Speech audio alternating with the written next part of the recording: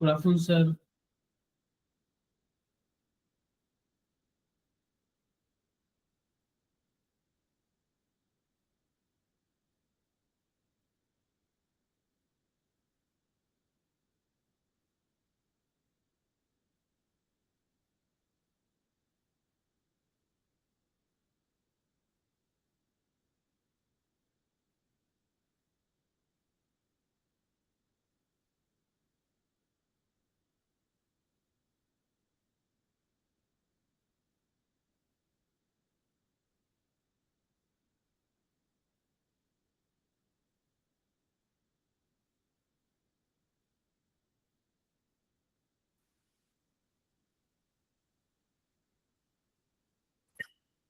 जी,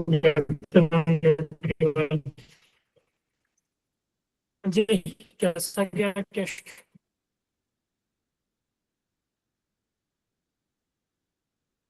good evening sir. Good evening sir. आवाज आ रही यस सर। Yes sir. है? कैसा गया टेस्ट?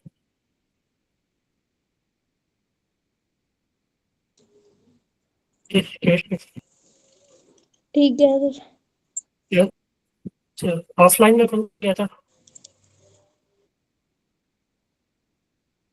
दिल्ली से कौन गया? ऑफलाइन में गए थे कोई? बड़े, ठीक। और कोई नहीं गया था? No sir.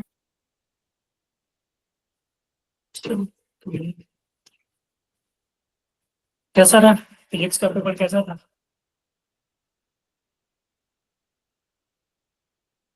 बढ़िया था सर।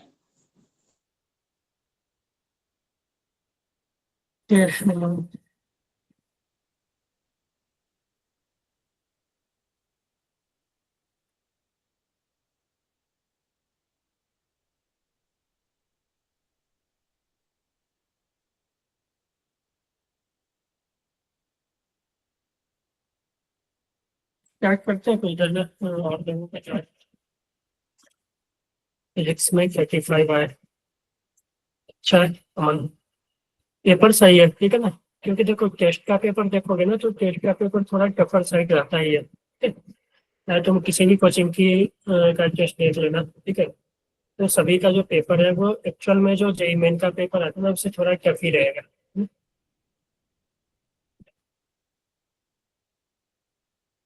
ठीक है? तो हाँ, तो इससे ऐसा नहीं होना है कि टेस्ट में कम नंबर आ रहे हैं तो क्या होगा, ठीक है? मैथ में क्या है, मैथ में अगर अच्छा कर रहे हो, देखो मैथ में, क्योंकि मैथ का पेपर लेंदी रहता है, ठीक है, और थोड़ा टफ भी रहता है। तो हमेशा कोशिश करो कि सबसे पहले जो है केमिस्ट्री करें। केमिस्ट्री रिलेटिवली तीनों सब्जेक्ट में इजी रहता है, ठीक है? केमिस्ट्री करें, उसके बाद फिजिक्स पे देख लो, ठीक है, और फिर लास्ट में ही मैथ पे जाना, है ना?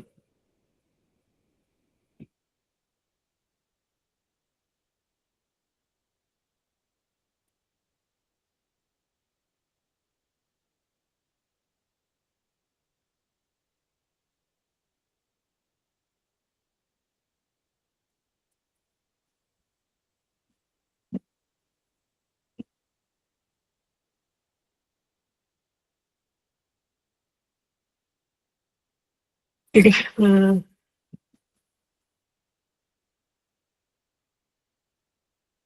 तो 5 निगेटिव है तो ओवर अटेम्प्ट नहीं करना यार।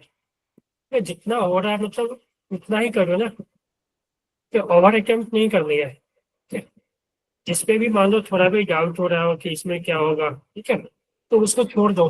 नेगेटिव लेने से अच्छा है कि जीरो रहे ना, ठीक है?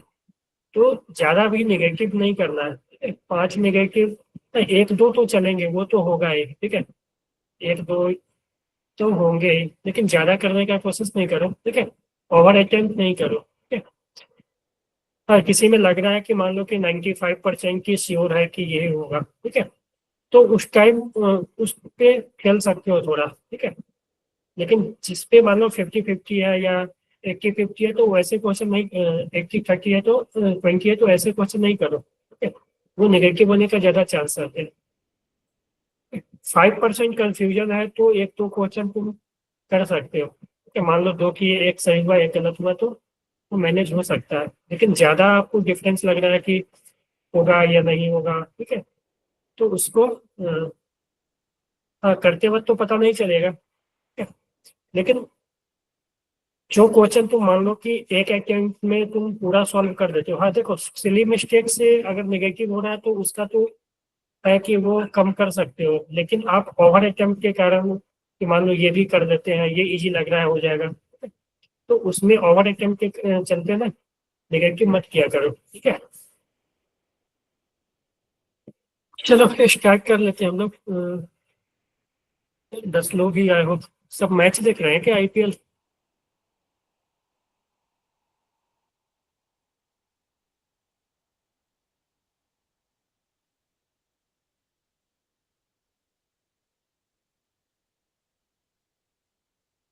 तो ओवर अटेम्प्ट के कारण हुआ होगा नेगेटिव, तो जिस पे भी डाउट हो ना उस क्वेश्चन को नहीं करो, जिस क्वेश्चन पे भी डाउट हो, और फिजिक्स फिजिक्स या मैथ की बात करें ना उस पे तुम मतलब सोच कर या ये हो सकता है ऐसे तुम क्वेश्चन नहीं सॉल्व कर सकते। हाँ केमिस्ट्री में थ्योरेटिकल आता है तो ये तुम्हारे मेमोरी बेस्ड पे है कि हाँ ऐसे ऐसे होगा तो ये हो जाएगा, लेकिन फिजिक्स केमिस्ट्री फिजिक्स और मैथ में प्रॉपर सॉल्व करना पड़ता है, ठीक है। उसमें गेस नहीं कर सकते हैं आप कि ये सही होगा ये गलत होगा, ठीक है, तो इससे बचना है अपने को, ठीक है। मान लो 10 ही करेंगे यार, 40 नंबर तो आएगा, ठीक है, 10 ही सॉल्व करेंगे, 8 ही सॉल्व करेंगे, लेकिन सही करेंगे, नेगेटिव नहीं करना है, ठीक है? चलो स्टार्ट कर लेते हैं अपन, देखते हैं कैसा था। एक तो मैं भी पहली बार ही देख रहा हूँ।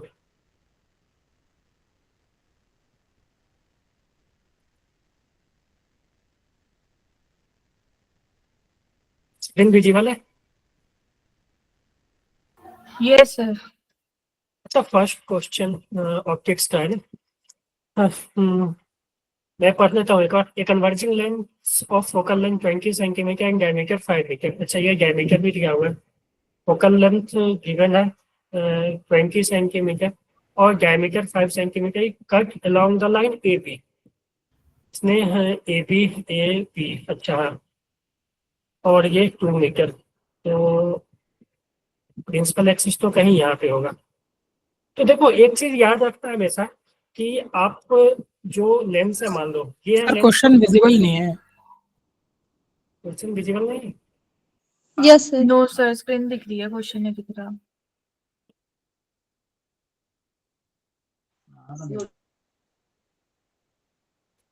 अब दिख रही है? No, sir. क्वेश्चन नहीं दिख रहा है मतलब नहीं सर समझा। गूगल मीट दिख रहा है बस। क्या क्या? सर गूगल मीट दिख रहा है बस, क्लासेस दिख हेलो, रही है बस। क्या हुआ वरुण? सर क्लासेस दिख रही थी बस, वो नहीं, स्क्रीन नहीं आ रही, मतलब वो नहीं आ रही, क्वेश्चंस नहीं आए। टाइम तो हो गया था।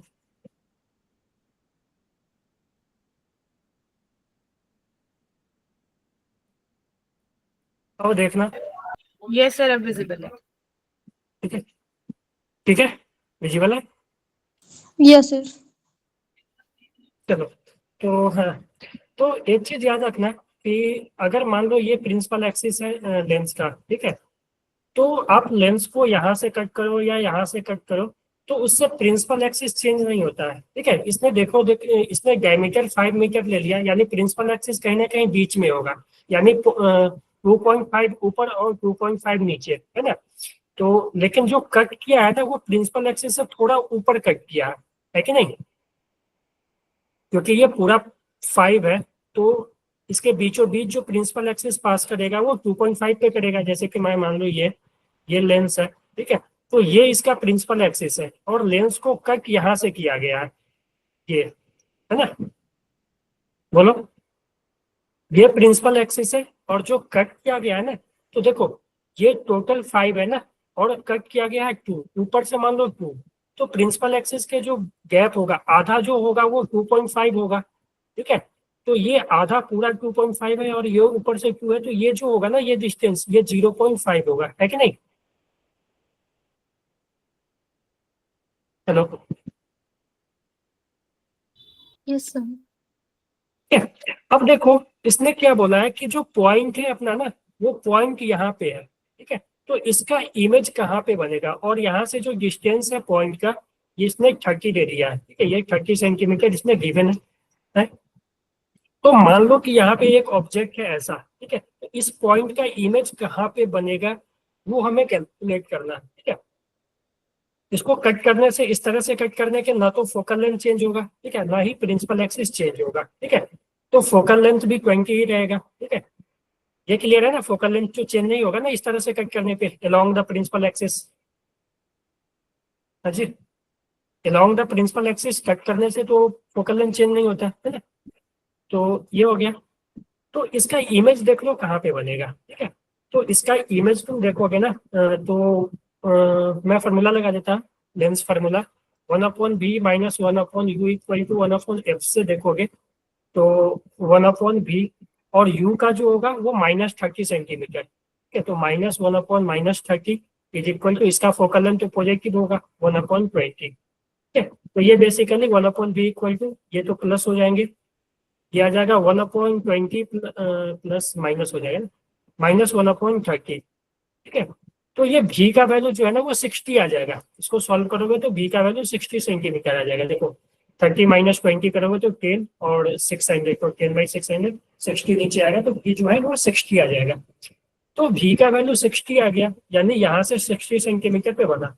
अब हम देखो, अगर हम इसको ऑब्जेक्ट ले लें तो इसका मैग्निफिकेशन से हमें हाइट पता चलेगा कि प्रिंसिपल एक्सिस का कितना नीचे बना ये। ठीक है, सॉरी, हाँ, तो ये हमें पता चल जाएगा।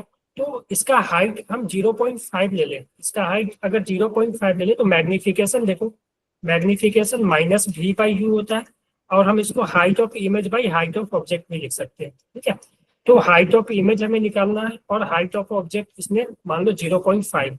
ठीक है, 0.5 इज इक्वल टू -v/u। ठीक है, और ये -v का वैल्यू 60 और u का वैल्यू नेगेटिव में 30। ठीक है, एक माइनस तो पहले से था, भी पॉजिटिव आया क्योंकि इस साइड ही है, और u जो है वो नेगेटिव आएगा। तो ठीक है, नहीं ये इसमें प्लस आता है ना, प्लस आता है, लेंस के केस में मैग्निफिकेशन प्लस आता है। ठीक है, तो ये आ जाएगा, इसको सॉल्व करोगे तो ये 2 और 2 × 0.5 यानी 1। तो देखोगे ना, तो एच आई का वैल्यू 1 सेंटीमीटर आ जाएगा, है ना। तो अब देखो, इसने बोला कि एच आई जो है वो 1 सेंटीमीटर नीचे है, यानी यहाँ से जो है वो 1 सेंटीमीटर नीचे है। ठीक है, तो लेकिन हमसे यहाँ पे देखोगे the image of P will be form at a distance dash from X Y, और एक्स वाई लाइन ये है, यानी ये लाइन है एक्स वाई। ठीक है, एक्स वाई ये लाइन है, तो ये लाइन से जो होगा ये पी का इमेज यहाँ पे बनेगा, तो 1 + 0.5। ठीक है, तो जो डिस्टेंस होगा 1 + 0.5 यानी 1.5। इसमें कोई कंफ्यूजन किसी को तो बोलो।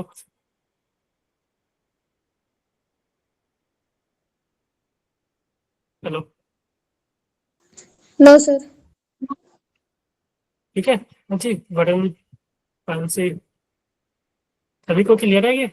अच्छा क्वेश्चन था ये आंसर 1 आया बेसिकली। था तो 1 ही टिक कर दिया डायरेक्ट, वो भूल नहीं, गया। आपको, हाँ, आपको देखना होगा ना कि कहाँ से पूछा। देखो एक्स वाई Yes, लाइन वो ये है, ठीक था। हाँ, ये प्रिंसिपल एक्सिस है। ठीक है, ये बेसिकली प्रिंसिपल एक्सिस है, तो हमें एक्स वाई लाइन से पूछा, प्रिंसिपल एक्सिस से 1 सेंटीमीटर नीचे बनेगा, लेकिन हमें इस लाइन से पूछा, तो 1 + 0.5, तो 1.5 सेंटीमीटर। तो चलो ये हो गया। क्वेश्चन नंबर 2 क्या बोला, a large number of positive charge each of magnitude q are placed along the x axis at the origin and at every 1 centimetre, origin पे है 1 सेंटीमीटर इन बोथ डायरेक्शन। ठीक है, यानी मान लो हम एक्सिस ले ले, एक्स एक्सिस, ठीक है, ये ओरिजिन, तो उससे हर एक 1 सेंटीमीटर पे एक चार्ज है। ठीक है, पॉजिटिव चार्ज q। ठीक है, मान लो एक यहाँ होगा, एक यहाँ होगा, एक यहाँ होगा, हर एक 1 सेंटीमीटर पे जो है वो चार्ज है, तो दोनों साइड। तो पूछा electric plus two spherical surface of radius 2. यार ये तो सबसे इजी है, रेडियस 2.5 यानी ये 1 2, रेडियस कहीं यहाँ होगा और यहाँ, तो जो सर्कल बनेगा वो ऐसा बनेगा। स्फीयर, है ना। तो स्फीयर के अंदर कितना चार्ज आएगा? 5Q। एक तो सेंटर पे भी है ना चार्ज, एक ये, एक ये, एक ये, एक ये, एक ये। तो फ्लक्स, ये तो सबसे इजी है यार, 5Q/ε0, है ना। ये हो गया था ना। Yes, sir. Yes, sir. चलो, ये तो सभी ने कर लिया होगा। चलो, SHM क्वेश्चन नंबर 3, SHM का क्वेश्चन है। यार ये तो क्या क्वेश्चन है, अच्छा हो जाएगा ये। A particle in is executing simple harmonic motion with amplitude 2 metre. ठीक है, एम्पलीट्यूड जो है वो 2 मीटर है। मैं इधर लिख देता हूँ इसको। एम्पलीट्यूड जो है वो 2 मीटर है। Difference in the magnitude of maximum acceleration maximum velocity is 4।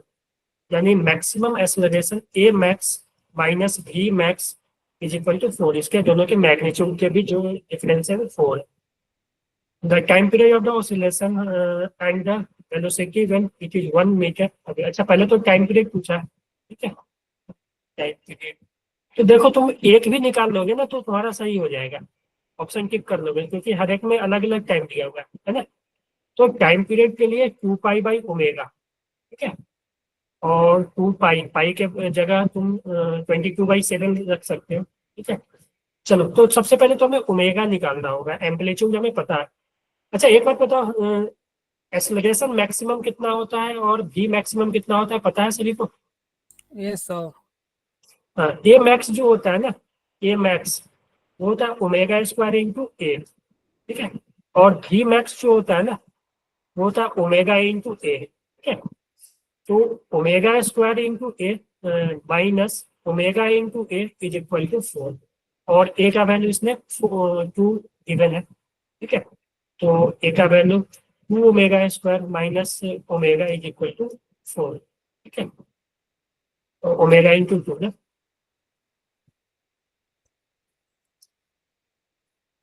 Omega is equal to 4। तो यहाँ से आप ओमेगा कैलकुलेट कर सकते हो। यहाँ से देखोगे तो 2 से कैंसिल कर दो, तो ω² minus omega is equal to 2। तो क्या हो जाएगा, ओमेगा का वैल्यू 2 हो जाएगा ना। इसमें 2 पुट करोगे तो सेटिस्फाई कर देगा, है कि नहीं।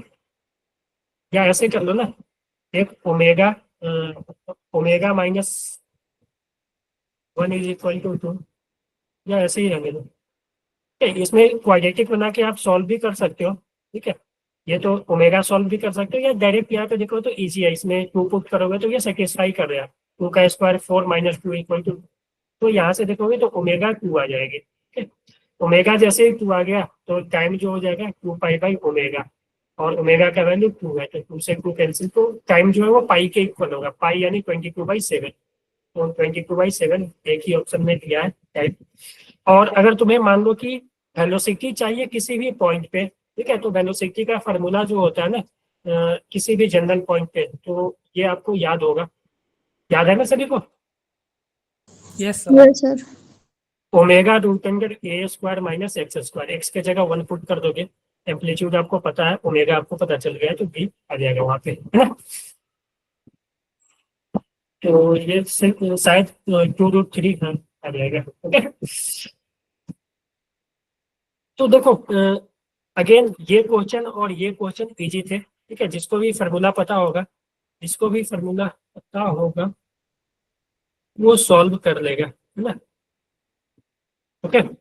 आप लोगों को कुछ पूछना होगा तो डायरेक्ट माइक ओपन करके पूछ लेना, क्योंकि चैट दिखता नहीं है उधर, ठीक है, जब स्क्रीन शेयर हो जाता है तो। तो ये हो गया, ये तो सबसे इजी है अभी तक। 4th नंबर क्वेश्चन जो है वो सबसे इजी है ना।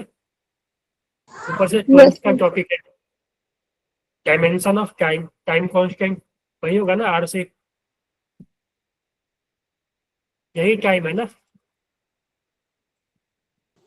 Yes, sir. Yes, sir.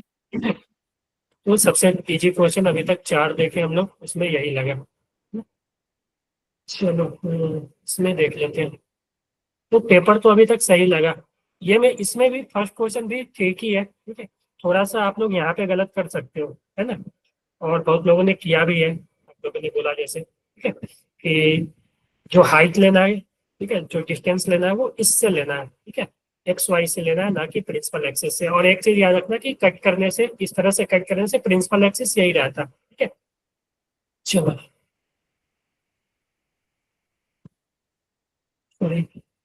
Question number 5 कैसा है?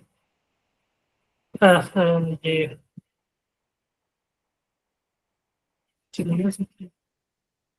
हाँ, एरर का क्वेश्चन है, हो गया होगा ना। पहले तो इसका मीन निकाल दो। हमें क्या क्या चाहिए? टाइम का कितना रीडिंग लिया गया, 5 रीडिंग लिया गया, और एक में ये दिया है इतना। The minimum division of the measurement is 1 second, और मिनिमम डिवीजन जो दिया हुआ मेजरमेंट का 1 सेकेंड, यानी जो एरर हो सकता है वो 1 सेकेंड ही होगा। इसमें शायद यहाँ पे डायरेक्ट दे चुका है, एरर 1 सेकेंड का आएगा।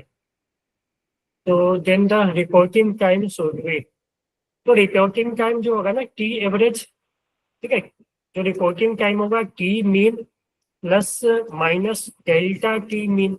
और देखो डेल्टा टी मीन तुम निकाल भी सकते हो, या इसने यहाँ पे डायरेक्ट दे दिया कि मिनिमम डेविएशन जो है ना वो इतना है। तो कोई बात नहीं, ये मिनिमम दिया है तो हम कर सकते हैं, डेल्टा की मीन भी निकाल सकते हैं। पहले की मीन निकालो, ठीक है। की मीन क्या होगा? वो होगा 53 प्लस 52 प्लस 55 प्लस 54 प्लस 51/5। किसी ने किया था, कितना आएगा? 53. 50. 53, ओके, वेरी गुड, 53। अब देखो ये 53 आ गया, यानी ये 53 प्लस माइनस समथिंग होगा, ऐसा ऑप्शन 2 है, ठीक है। तो ये दोनों तो कैंसिल हो गए, तो या तो प्लस माइनस 1 आएगा या प्लस माइनस 3 आएगा, ये मिनिमम दिया हुआ। तो ऐसे कर सकते हो आप, जैसे ही डेल्टा टी निकाल लियो ना, तो अब आप ऐसे कर सकते हो कि सभी में, हर एक में टाइम डेविएशन निकाल सकते हो कि सभी में डेविएशन कितना होगा। तो डेल्टा T1 जो होगा वो होगा T1 माइनस टी मीन, ठीक है। तो इसमें करोगे ना तो 53 माइनस 53 इसमें 0 आएगा। उसी तरह अलग करो, T2 माइनस टी मीन करोगे ना, डेल्टा T2, ठीक है। तो सभी का तुम निकाल सकते हो, ये 52 माइनस 53 ये -1 आ जाएगा। उसी तरह delta T3 minus T mean करोगे तो ये आ जाएगा 55 माइनस 53। तो ये सब पता है ना आप लोगों को? Yes, sir. Yes sir. ठीक है, हाँ। तो ये मैं डायरेक्ट ले लूँगा, 54 माइनस 53 ये 1 आ जाएगा, और फिर इसमें 51 माइनस 53 ये -2 आ जाएगा, ठीक है। 51 माइनस 53 ये -2, तो ये कितना आ जाएगा? और फिर इसका मीन लेना है, इसका फिर मीन लेना है अपने को, ठीक है। तो इसको सभी को जोड़ के, सही है ना, ये 53 माइनस ये तो 0 आ जाएगा, इसमें -1 आएगा, और इसमें 2 आएगा, ठीक है। फिर इसमें 1 आएगा, फिर इसमें -2 आएगा। तो अब इसका मीन लेना है, ठीक है। अब इस सभी का मीन लेना है, 0 -1 2, नहीं, सभी में जो मीन दोगे ना तो प्लस में ही लेते हैं हम लोग, ठीक है। ये मैग्नीट्यूड लेते हैं इसका, ठीक है। तो इसका मैग्नीट्यूड लेंगे, ठीक है। तो मैग्नीट्यूड लेकर फिर हम उसका मीन निकालेंगे। तो डेल्टा की मीन जो होगा ना वो होगा 0 + 1 + 2 + 1 + 2/5। तो ये 2 2 4 5 और 1 6/5, यानी 1 पॉइंट समथिंग आएगा ये। लेकिन हमें जो है वो ±1, और ये तो ऑप्शन सी हो जाएगा सही इसका, ठीक है। क्लियर है? Yes, sir. तो ये हो गया ना।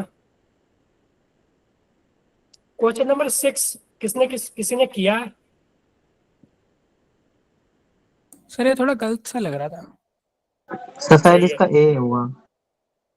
सही है ये, ठीक है। मीन फ्री पाथ टेम्परेचर के प्रोपोर्शनल होता है और प्रेशर के इनवर्सली प्रोपोर्शनल होता है। अब यहाँ से करके देखो आप लोग, खुद से ट्राई करो तो क्या आएगा। मीन फ्री पाथ टेम्परेचर के प्रोपोर्शनल और प्रेशर के इनवर्सली प्रोपोर्शनल, ठीक है, हमेशा ध्यान रखना। तो इसने देखो टेम्परेचर के बारे में तो कांस्टेंट लिख दिया है कि एज्यूम टेम्परेचर इज कांस्टेंट, ये प्रेशर को चेंज कर, ठीक है। तो जब पहले प्रेशर 1 × 10⁻⁴ था तो मेन फ्री पास 60 था। अब जब प्रेशर 100 टाइम्स से इंक्रीज किया गया, ठीक है, तो कितना हो जाएगा, तो प्रेशर को 100 टाइम्स कर देना, प्रेशर उसमें 100 से मल्टीप्लाई कर देना, जल्दी से करो।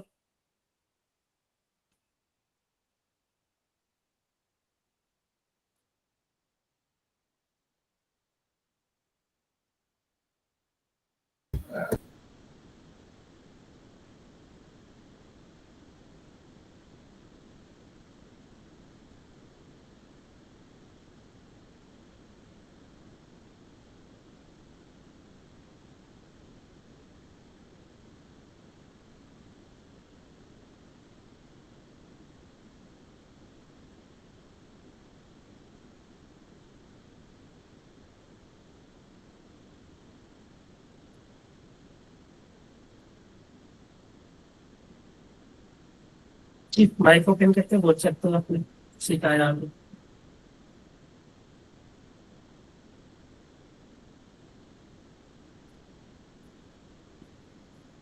पर इसमें कुछ नहीं है, λ2 निकालना है ना मैं, तो λ2/λ1 इज इक्वल टू लिख सकते हो P2/P1, ठीक है, क्योंकि P1/P2, ठीक है, क्योंकि इनवर्सली प्रोपोर्शनल है, ठीक है। जो लैम्डा है प्रेशर के इनवर्सली प्रोपोर्शनल है, ठीक है? तो λ2 हमें निकालना है, λ2, तो λ1 इंटू, ठीक है, λ1 जो है वो इसने 60 दे दिया है, इंटू P1 जो है वो 1 × 10⁻⁴ है, और P2 जो है वो 100 टाइम्स ऑफ इनिशियल है, यानी 100 इंटू इनिशियल 1 × 10⁻⁴, ये तो कैंसिल हो जाएगा, तो 0.6 आ जाएगा, यानी 6 × 10⁻⁻1, ठीक है। तो इस फॉर्मूला को आप याद रखना, ठीक है, इसको याद रखना, तभी हो सकता है कि आगे आपसे सर इसका टेम्परेचर प्रॉपर पे फॉर्मूला पूछ ले। क्या होता है?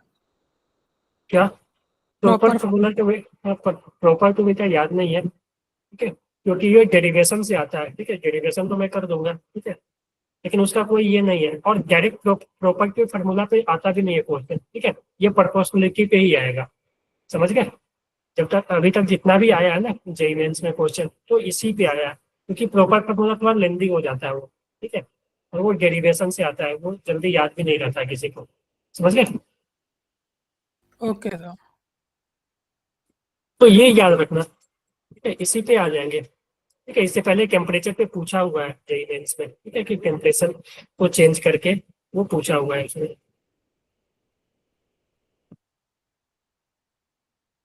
क्वेश्चन नंबर 7 किसी ने किया था? सर तीनों ही सही लग रहे थे, इसमें डी कर दिया था फिर। अच्छा देखो, प्रेशर टेम्परेचर का दिया है, और इसमें क्या पूछा है, डेंसिटी के बारे में हर एक ऑप्शन में दिख रहा है कि डेंसिटी। अच्छा एक बात बताओ, जो पीवी इक्वल टू एनआरटी है ना, पीवी इक्वल टू एनआरटी, तो इससे तुम डेंसिटी के टर्म में लिख लो, और एन को तुम लिख सकते हो मास अपॉन मॉलिक्यूलर वेट, तो जो हो जाएगा P equal to M by capital M, और वी को भी नीचे ले आओ आर टी, और मास अपॉन जो वॉल्यूम होगा ना वो डेंसिटी हो जाएगा, तो pressure is equal to density into,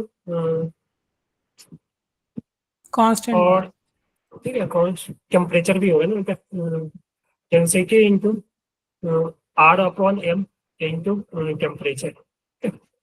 तो अब हमें देखो आर एम तो कांस्टेंट है, इसको तुम हटा दो, तो प्रेशर इज इक्वल टू, इसको छोड़ दो, ठीक है, हमें थोड़ा कंपेयर करना है, देखो ऐसे लिख सकते हैं, प्रेशर जो है वो proportional to rho into T, ठीक है, आर और एम जो होगा वो कांस्टेंट रहेगा सेम गैस के लिए। तो अब देखो P directly proportional to T, तो हम अगर y equal to M X का बनता है, ठीक है, तो अगर हम y equal to M X लेते हैं, y equal to M X, ठीक है, तो इससे अगर m कांस्टेंट आएगा, स्लोप कांस्टेंट आएगा, तो रो कांस्टेंट आएगा, है कि नहीं। तो इसमें से देखो कि स्लोप किसका कांस्टेंट है, इसका भी स्लोप, इसका। अब density of gas is increasing in graph 1, तो ग्राफ 1 में डेंसिटी इंक्रीज हो रहा है, ठीक है। अच्छा एक मिनट देखो, यहाँ पे देखोगे तो टेम्परेचर इस ग्राफ में देखो 1 में, ठीक है, अलग अलग हम देख लेते हैं। 1 में देखोगे तो टेम्परेचर कांस्टेंट है, ठीक है, 1 में टेम्परेचर कांस्टेंट है, ठीक है, और प्रेशर को देखोगे तो ये इंक्रीज हो रहा है, तो प्रेशर इंक्रीज हो रहा है, ठीक है, और टेम्परेचर कांस्टेंट है। मैं ऐसे लिख सकता हूँ कि density is equal to pressure by temperature, ठीक है, यानी density proportional to pressure by temperature. अब तुम देखो टेम्परेचर कांस्टेंट है, प्रेशर इंक्रीज हो रहा है, तो डेंसिटी भी तो इंक्रीज होगा ना, Yes, sir. ठीक है, तो Yes, sir. Density of gas increasing in 1, तो ऑप्शन 1 ही सही हो गया, ये सब अब गलत हो जाएंगे, ठीक है। सर रॉन्ग बताना है इसमें। अच्छा, कौन रॉन्ग है, तो ये तो सही हो गया, तो अपना ऑप्शन ये गलत हो गया।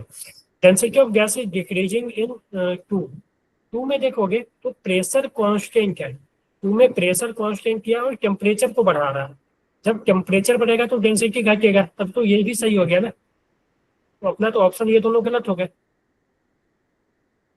है ना। Yes sir. Density of gas is constant in graph 3, ये देखोगे तो y इक्वल टू mx का ग्राफ है। अब यहाँ से देखो तो y इक्वल टू mx, ठीक है, तो इसमें देखोगे तो स्लोप सभी जगह सेम है, ठीक है, प्रेशर टेम्परेचर में y इक्वल टू mx का ग्राफ बन रहा है, यानी pressure is equal to density into T, ठीक है, तो जैसे जैसे प्रेशर बढ़ रहा है टेम्परेचर भी बढ़ रहा है, ठीक है, प्रेशर बढ़ रहा है टेम्परेचर, और वो जो है वो कांस्टेंट रहेगा, क्योंकि इसका स्लोप अगर तुम यहाँ से कंपेयर करोगे y इक्वल टू mx से, तो इसका स्लोप कांस्टेंट है, तो रो जो है वो कांस्टेंट, तो ये भी अपना गलत हो गया, तो option D none of this सही हो जाएगा, क्योंकि सभी सही है, कोई भी गलत नहीं है, ठीक है। यस हमें सर। रॉन्ग निकालना था तो नन ऑफ दिस हो जाएगा। Our ear cannot distinguish two notes, one produced by violin and other by sitar, if they have exactly Sir, same intensity and same frequency. ये तो तो गलत लग 7 रहा है, का क्यों? आंसर क्या है? ऑप्शन डी, ऑप्शन क्योंकि बी। इसने करेक्ट, हाँ डी, क्योंकि इसने ये सही सर होगा, बी होना चाहिए ना। हाँ हाँ डी ही सही है, सर बी बोल रहा हूँ, बी फॉर बॉल वाला। बी। हाँ, रॉन्ग स्टेटमेंट पूछा है सर, सेकंड वाले में स्लोप तो कांस्टेंट है सर, इसमें ऑप्शन में नहीं, बोला सेकेंड डिक्रीज वाले हो में रहा तुम, है। नहीं बेटा, सेकेंड वाले में तुम यहाँ से तुम कर सकते हो, ये यहाँ से, कि देखो हमने क्या लिखा कि जो डेंसिटी है वो प्रेशर बाय टेम्परेचर है, ठीक है, यस सर। इसने यहाँ पे क्या किया कि प्रेशर को इसने कांस्टेंट रखा, ठीक है, तो प्रेशर को कांस्टेंट रखा, ठीक है, तो टेम्परेचर अगर बढ़ाएगा तो डेंसिटी क्या होगा, घटेगा नहीं, बोलो। Yes, sir sir. स्लोप भी तो सर मैंने ऊपर वाली क्वेश्चन से करा था, रो आर टी बाई एम, तो स्लोप हो जाएगा, वो जीरो नहीं हो जाएगा सर? सेकंड नहीं, ग्राफ में स्लोप जीरो हो तो जाएगा। जीरो होगा तो फिर रो जीरो हो जाएगा, डेंसिटी जीरो नहीं ना होगा, तो इसीलिए ना मैंने देखा, देखो इससे हम 1 और 2 को कंपेयर कर लिए, लेकिन यहाँ पे ना हम इससे कंपेयर किए, ठीक है, क्योंकि डेंसिटी तो चेंज होगा ही, ठीक है, डेंसिटी तो वो वेरी करेगा, प्रेशर अगर मान लो ये कंडीशन है कि प्रेशर बढ़ा रहे हैं, ठीक है, ये कंडीशन प्रेशर बढ़ाने वाला था, ये टेम्परेचर बढ़ाने वाला था, तो डेंसिटी तो वेरी करेगा, ठीक है, ठीक है सर, क्योंकि समझ लो। वॉल्यूम चेंज होगा, ठीक है, प्रेशर बढ़ाना घटाना से हम वॉल्यूम चेंज करते हैं, कि डेंसिटी तो चेंज होगा, ठीक है, अगर ठीक सर। वॉल्यूम बढ़ेगा तो डेंसिटी बढ़ेगा, ओके, तो अच्छा क्वेश्चन था ये, है ना। तुम ना तीनों को अलग अलग सोचना है, ये नहीं कि एक बार इक्वेशन लिख लिए अब तीनों के लिए सोच रहे हैं, ठीक है, इसके लिए अलग, इसके लिए अलग, इसको अलग सोचना है, ठीक है।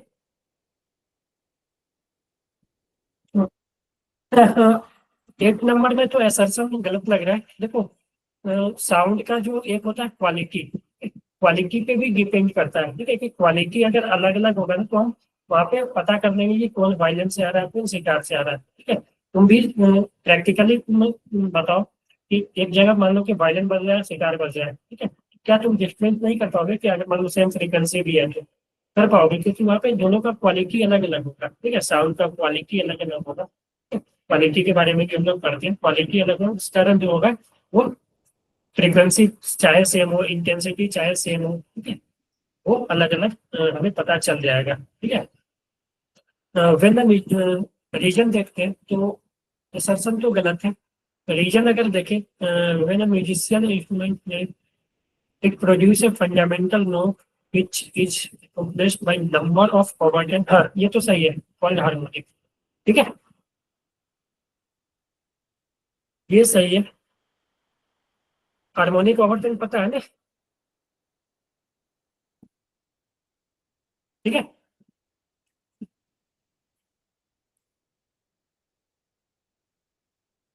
चलो आगे करते हैं। क्वेश्चन नंबर 9 अगेन एनएलएम का लग रहा है क्या?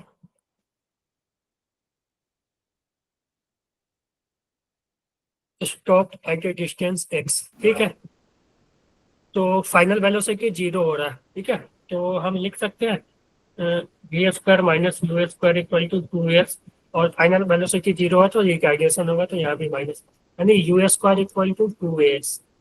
ठीक है, तो पहले जब v से चल रहा था तो ये x डिस्टेंस पे रुका by application of retarding force f। ठीक है, f फोर्स लग रहा था। ठीक है, मान लो ये ब्लॉक था, m मास का f फोर्स लगा, ये इधर जा रहा था, मान लो f फोर्स लगा तो ये रुका, तो इसका जो रिटार्डेशन होगा वो f बाई m। तो हम लिख सकते हैं U square equal to 2f by m into S. कितना चला? x, है ना? बोलो इक्वेशन 1। अब क्या बोल रहा है कि the load on the bus increase by 25%, यानी मास को इंक्रीज कर दिया 25% से। तो अब जो नया मास होगा ना एम गैस, वो कितना होगा? एम प्लस एम का 25%, यानी एम बाई 4। तो ये हो जाएगा 5m/4। यहाँ तक क्लियर है सभी को? जी Divya. Yes sir. Yes sir. Divya पेंटेज को केवल क्या गलती से हो गया होगा। हाँ, तो अब जो फिर इनिशियल स्पीड वही है ना, the bus is moving with same speed. है, तो नया जो है डिस्टेंस वो कितना हो जाएगा? तो U square is equal to 2 times force by mass 5m/4 into X dash. हमें एक्स डैश निकालना है। ठीक है, तो तुम इसको 4 को ऊपर ले जा सकते हो। ठीक है, 4 को तुम ऊपर ले जा सकते हो। तो अब दोनों को डिवाइड कर दो ना, हमें एक्स डैश निकालना है ना, तो ये बाई ये कर दो। ठीक है, तो X dash two F by 5m into 4 भी है इक्वल टू यू स्क्वायर, और इसको डिवाइड कर दो 2f/m into x upon you square. ये तो कैंसिल होगा, 2 से 2 कैंसिल, f/m कैंसिल। तो एक्स डेट कितना जाएगा? 5/4।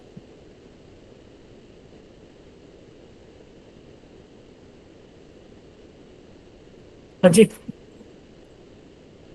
5/4 1। यस सर, ए ही आ रहा था। ठीक है, तो 1.25x। ठीक है,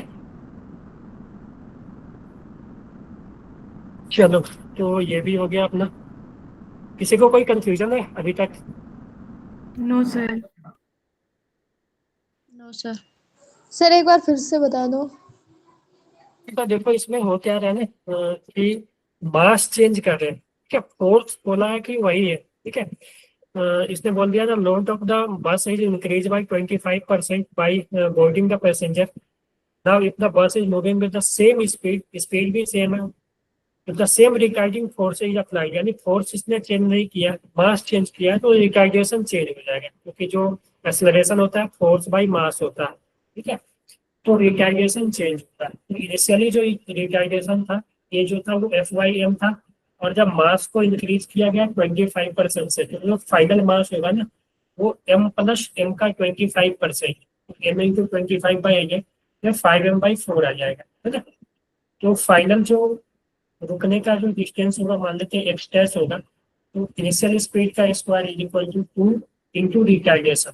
अब रिटार्डेशन फोर्स बाय जो मास अब हुआ एम डैश वो, ठीक है, तो 5m/4 ऊपर चला जाएगा इनटू एक्स डैश।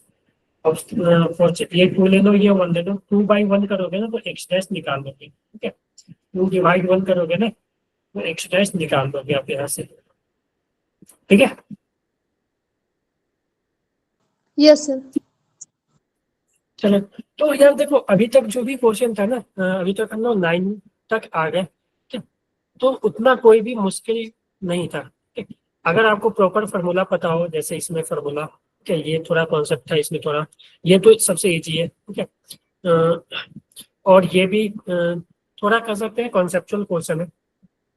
और ये तो ऐसा क्वेश्चन तो आप एक्सपेक्ट कर सकते हो आ सकता है, ये इजी हम मानेंगे इसको, ठीक है, हम लोग इसको इजी लेकर चलेंगे क्योंकि इसमें कुछ है नहीं। मास चेंज किया तो रिकाइजेशन चेंज होगा, ये आप लोग को पता होना चाहिए, लोग को सॉल्व करना, ये कर सकते हो सॉल्व, इसमें कुछ वैसा है नहीं। तो अभी तक जो क्वेश्चन नंबर 9 तक है, 9 क्वेश्चन हम लोग देखे ना, तो इसमें से ऐसा 7 क्वेश्चन तो डुएबल था, ठीक है, 7 क्वेश्चन तो आसानी से आप लोग कर सकते थे, है कि नहीं? Yes sir. ठीक है, चलो।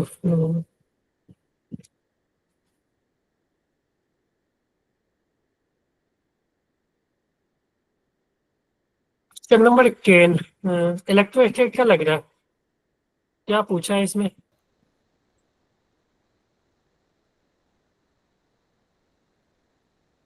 Four charge plus Q minus Q plus plus, चलो फिगर भी गिवन है, प्लस प्लस, ठीक है, corner of a square of side 2n, electric potential at point A, ये भी हो गया होगा मैक्सिमम लोगों से।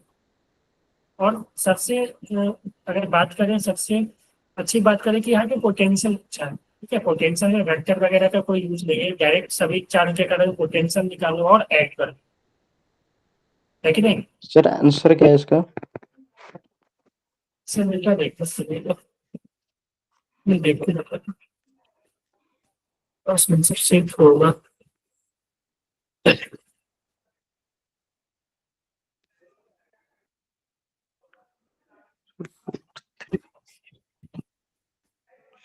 सर यार एक बार बता दीजिए सर। एक minute, question number 10, option D. देखो, अगर हम बात करें, फिगर बना लेते हैं, थोड़ा सा यहाँ पे एक डिस्टेंस निकालना होगा, ये प्लस क्यू, ये माइनस क्यू, ये प्लस क्यू और ये माइनस क्यू। तो पोटेंशियल में चार्ज का मैग्नीट्यूड से भी फर्क पड़ता है, हमें यहाँ पे चाहिए, ये टोटल लेंथ 12 है, ये भी 12 तो ये एल और ये एल, तो इसके कारण जो पोटेंशियल होगा 1 के कारण, इसको हम 1 ले लेते हैं, इसको हम 2 ले लेते हैं, इसको हम 3 ले लेते हैं, इसको 4 ले लेते हैं। तो 1 के कारण और 2 के कारण जो पोटेंशियल होगा वो सेम होगा, क्योंकि जो डिस्टेंस है वो भी सेम है, चार्ज भी सेम है, तो V1 और V2 इक्वल होगा, और दोनों का जो वैल्यू होगा V1 is equal to V2 वो होगा KQ/L। क्लियर है? Yes sir. अब हमें इसके कारण चाहिए तो ये डिस्टेंस, और इसके कारण चाहिए तो ये डिस्टेंस, तो देखो दोनों सिमेट्री ही है, तो ये निकाल लो, इसके कारण निकाल लोगे तो इसके कारण भी वही आएगा, ठीक है, ये दोनों के कारण सेम आएगा, क्योंकि डिस्टेंस भी ये डी है तो ये भी डी रहेगा, और चार्ज भी सेम है ना, तो कोई बात नहीं है, ये कर सकते हो। तो ये 2L है, ये L है, तो ये डिस्टेंस कितना हो जाएगा, जो डी जो हो जाएगा √5L सर। ठीक है, इसका स्क्वायर प्लस इसका स्क्वायर यानी √5 पे आ जाएगा, ठीक है। तो V2 इक्वल टू V3 और ये KQ/√5L, और जो टोटल निकालोगे तो चारों को ऐड, और ये माइनस, देखो माइनस भी है तो माइनस, ठीक है, तो अगर टोटल निकालना है तो डबल करके ऐड कर दो, ठीक है, V1 + V2 ये, ठीक है, ये V3 V4, तो जो टोटल होगा इसका प्लस इसका यानी 2KQ/L, और ये प्लस करोगे तो बेसिकली माइनस आ जाएगा, -2KQ/√5L, ठीक है, तो 2KQ/L कॉमन ले लो, K की जगह 1/4πε लिख लिया, और तो ये 1/1/√2, ये √2 आएगा ना, 1/√3 1/√3 लेके चलाइए, distance to corner of a square of side 2n, ये 2l और ये l, तो 4l² प्लस l²।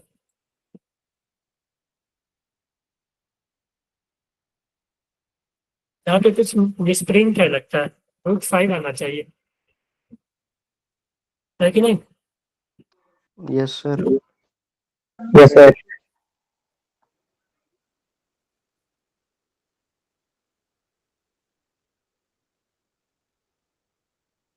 नहीं आना चाहिए। आप लोगों ने क्या सॉल्व किया था? सर यही करा था डी लगाया था, √3 नहीं आएगा, √5 आएगा। सर। 1 मिनट के लिए तो दिमाग में सर आया कि डाइपोल मूवमेंट बनेगा, इसलिए 0 आंसर आना चाहिए, लेकिन नहीं है, छोड़ दिया। डाइपोल आप बना के और टफ कर दोगे, इसमें कुछ है ही नहीं। 4 चार्ज है, सभी के कारण पोटेंशियल पूछा है, ठीक है। पोटेंशियल में तो हमें वेक्टर वगैरह से कोई लेना देना है नहीं, डायरेक्ट निकाल के सभी के कारण ऐड करना है, ठीक है। सिर्फ ध्यान रखना है कि नेगेटिव चार्ज के कारण जो पोटेंशियल होता है वो नेगेटिव है, ठीक है। लॉजिक गेट, तो ये तो एक क्वेश्चन रहता ही है लगभग हर एक शिफ्ट में। कभी कभी हो सकता है कि कोई शिफ्ट मिस हो जाए, लेकिन एक क्वेश्चन लॉजिक गेट से रहता है जनरली, ठीक है। मान लो कि 10 शिफ्ट हुआ तो 7 से 8 शिफ्ट में वो रहेगा ही क्वेश्चन, ये question. The value of y1 and y2 respectively are following logic gate in both a and b are 1। अच्छा, y1 y2 का वैल्यू हमें पता करना है जब a और b 1 है, ठीक है। तब तो इजी कर दिया, यानी दोनों का वैल्यू दे दिया है, a का भी वैल्यू 1 दे दिया है, b का वैल्यू भी 1 दे दिया। कुछ नहीं है, तुम आप a का वैल्यू 1 लेकर चलो और b का वैल्यू 1 लेकर चलो, तो इसके पास जो सिग्नल आएगा 1 1 आएगा, ठीक है। और ये और गेट है, तो ये 1 + 1 आ जाएगा ना जी। Hello, Yes, sir. चलो। और यहाँ देखोगे तो इसके पास भी 1 आएगा और इसके पास भी 1 आएगा, और 1.1, और यहाँ पे नॉट लगा हुआ है तो बार, तो 0 होगा, सही सॉरी 1.1 1 होना चाहिए, लेकिन बार लगा हुआ है तो 0 है ना, तो 1 और 0, ठीक है। तो इसके पास जो एक सिग्नल आएगा ये 0 आएगा, और इसके पास जो दूसरा सिग्नल आएगा वो 1 वाला आएगा, और इसके पास जो एक सिग्नल आएगा 1 आएगा, इसके पास एक सिग्नल 0 आएगा, है ना। तो 1 और 0, 1 और 0, 1 इंटू 0 0 आ जाएगा, और ये 1 + 0 1 आ जाएगा, 0 1, ऑप्शन सी। बोलो अच्छा, लॉजिक एक मालूम है ना आप लोगों को? Hello, Yes. Yes, sir. Clear है? चलो, Yes, sir.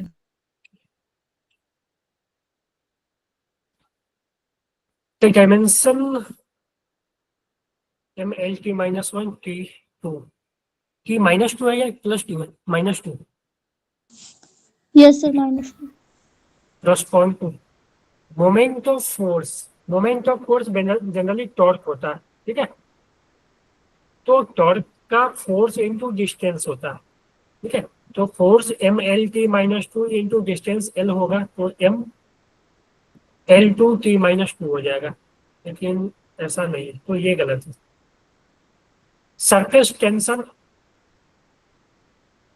Surface tension force per unit length, force by length, force MLT -2 by length L करोगे तो ML0T -2, है ना।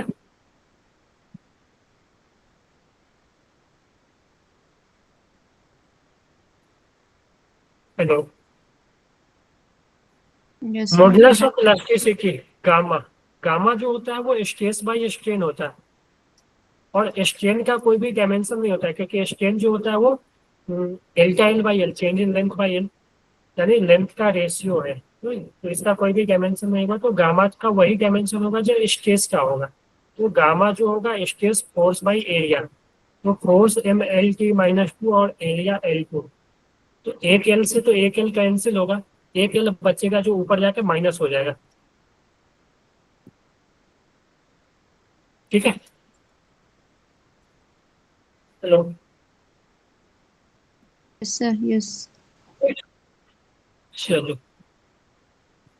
क्वेश्चन नंबर 13 अगेन, इसमें इलेक्ट्रोस्टैटिक का ही लगा, ग्रेविटेशनल पोटेंशियल पूछा ना।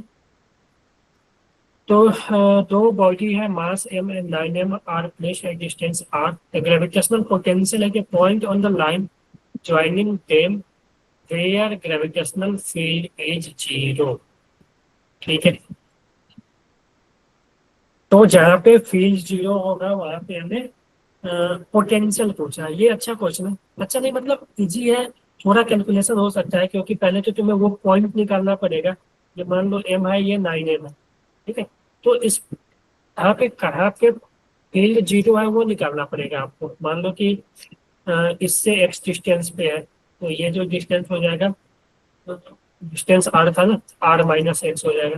तो पहले तो तुम्हें ये x निकालना पड़ेगा, और जैसे ही तुम x निकाल लोगे ना, तो पोटेंशियल लिखना कोई बड़ी बात नहीं है। पोटेंशियल जो m मास के कारण होगा वो होगा gm/x माइनस के साथ, क्योंकि ग्रेविटेशनल पोटेंशियल बेसिकली माइनस ही होता है। और इसके कारण जो पोटेंशियल होगा वो होगा, ऐड करोगे तो -g9m/r-x।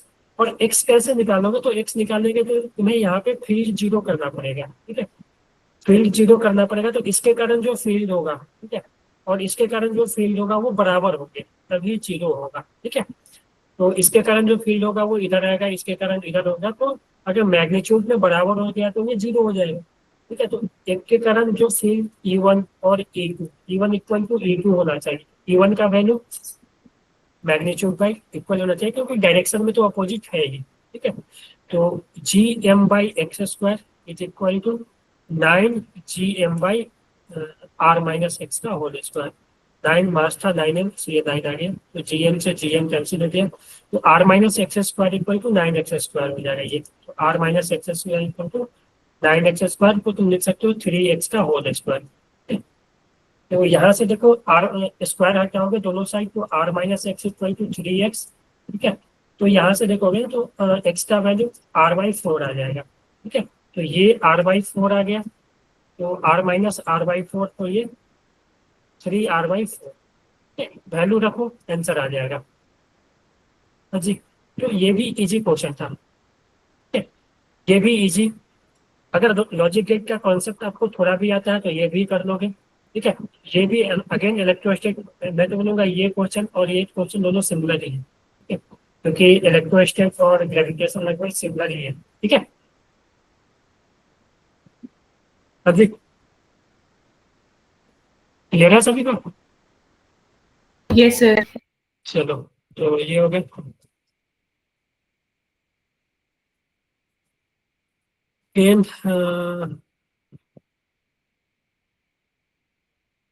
तो अभी तक जो 13 क्वेश्चन था वो इजी था, 13 में से आप 10 तो कर सकते थे। ठीक है, और 10 कर लेना मतलब अच्छा है आपका फिजिक्स, तो ठीक कर दिए 10, और एक दो मतलब मान लो कि 13 तक ही गए, 3-4 तो और कर लोगे आगे जाकर। तो ये सही था। ठीक है, हाँ, ये क्वेश्चन थोड़ा अच्छा लग रहा है। A wire carrying current three, ये ठीक है, क्यूब के साइड पे इसको रैप किया गया है। The magnitude of net magnetic moment due to. अच्छा, मैग्नेटिक मोमेंट की बात करें तो एम वेक्टर जो होता है ना, वो आई इंटू एरिया वेक्टर होता है। ठीक है, अब ये जो लूप बन रहा है ना, तो इसका बेसिकली देखोगे ना, तो हम इसको आसानी से सॉल्व करने के लिए ना, हमें एरिया वेक्टर तो डायरेक्ट तो हम नहीं निकाल सकते हैं इसका। ठीक है, तो हमें 3 लूप लेना पड़ेगा। ठीक है, अब बोलोगे सर 3 लूप कैसे लें, तो देखो मैं ऐसा करता हूँ, थोड़ा सा ध्यान रखना, इसमें थोड़ा सा अरेंज करता हूँ मैं। एक तो ये हो गया, ऐसे करंट जा रहा है, तो हम मान लेते हैं कि इस लूप का एक वायर ऐसे गया, एक वायर ऐसे गया होगा, ऐसे ऐसे, और इसका एक वायर ऐसे गया होगा जो कि यहाँ से मिला। अब बोलोगे सर ये तो वायर था नहीं, हम लोग इसको ऐड क्यों किए। ठीक है, तो चलो कोई बात नहीं है, और देखो इसको हम जब हम कंप्लीट करेंगे इसका, तो इसका लूप का एक ये बनेगा, और एक ये बनेगा, और करंट सब में सेम है। तो देखो एक करंट हम ऊपर ले गए, दूसरा करंट हम नीचे लाए, तो ये आपस में कैंसिल आउट कर दिया। तो ये जोड़ने से हमें कोई जोड़कर दोनों को जोड़ने से जो नेट है वो 0 हो गया। सेम तुम करोगे ना, तो करंट ऐसे आ रहा था तो इसमें एक, जब हम इसका लेंगे, ठीक है, जब हम इसका लेंगे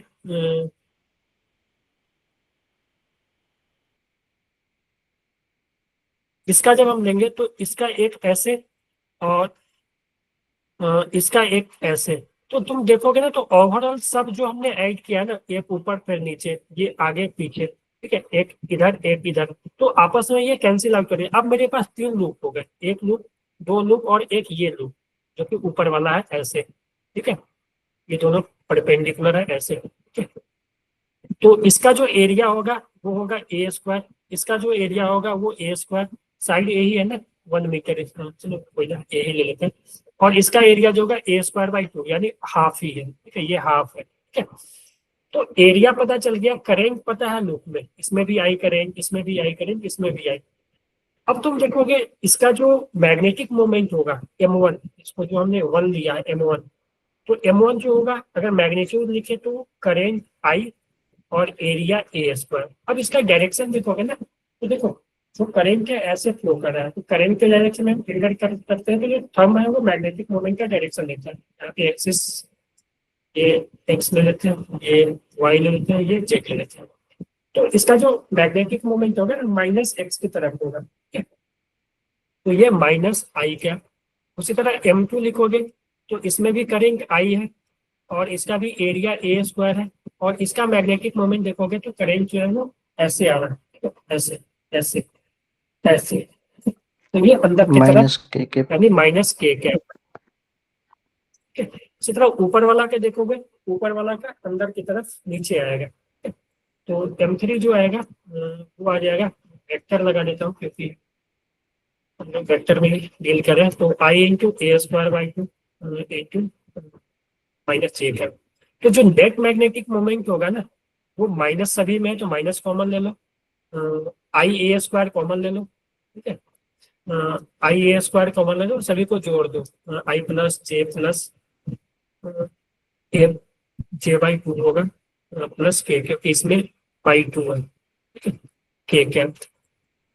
तो हमें बेसिकली मैग्नीट्यूड चाहिए, ठीक है, तो magnitude I A square into इसका मैग्नीट्यूड, ठीक है। तो मैग्नीट्यूड जो होगा ना बेसिकली इसका तुम निकालोगे तो इसका जो मैग्नीट्यूड हो जाएगा रूट अंडर 1 का स्क्वायर प्लस 1/2 का स्क्वायर प्लस 1 का स्क्वायर। तो ये बेसिकली कितना आ जाएगा 1/4, तो ये 4 प्लस 1 प्लस 4/4 3/2, ठीक है, तो इसका वैल्यू 3/2 आ गया। तो जो मैग्नेटिक मोमेंट का जो मैग्नीट्यूड हो जाएगा 3/2 आई ए स्क्वायर, ठीक है, आई का वैल्यू 3 है और ए का वैल्यू 1 है, 9 कहीं गलत किया हमने क्या, चलिए कोई बात नहीं। तो ये आ जाएगा 3/2 और आई का वैल्यू 3 है, ए स्क्वायर 1 है, ठीक है, तो 9/2, तो 9/2 हो गया मैग्नेटिक मोमेंट। तो हमें मैग्नेटिक मोमेंट नहीं 4m का वैल्यू पूछा है, तो 18 आ जाएगा ना।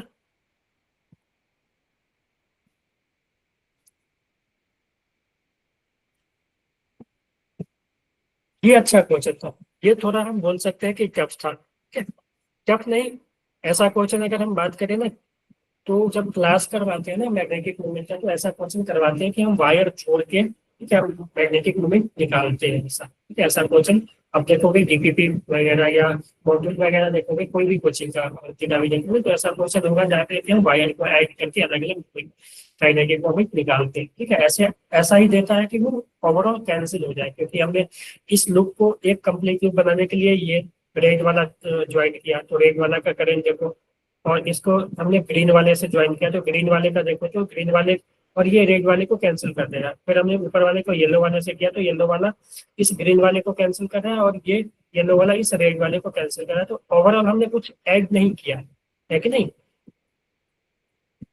तो ये अच्छा क्वेश्चन था। हाँ जी, बोलो यार, Yes. यार थोड़ा पीछे चल रहा हूँ क्योंकि मेरे पास आधा घंटा ही बचा है।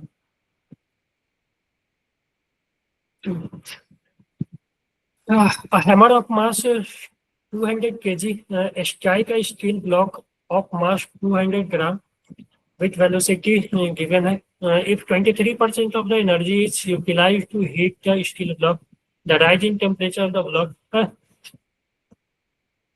जो काइनेटिक एनर्जी था ना, जो काइनेटिक एनर्जी हैमर के पास था, ठीक है, तो देखोगे तो हैमर जब ब्लॉक पे पड़ा तो उसके पास काइनेटिक एनर्जी कितना था, हाफ एम वी स्क्वायर, ठीक है, हाफ मास जो है वो 200 kg है और वी स्क्वायर जो 8 का स्क्वायर, ठीक है, तो ये 64 हो जाएगा, 32 और 30, ये 2 से 2 कैंसिल, 100 हो जाएगा, तो 64। तो काइनेटिक एनर्जी जो था वो 6400 था, ठीक है, इतना जूल था।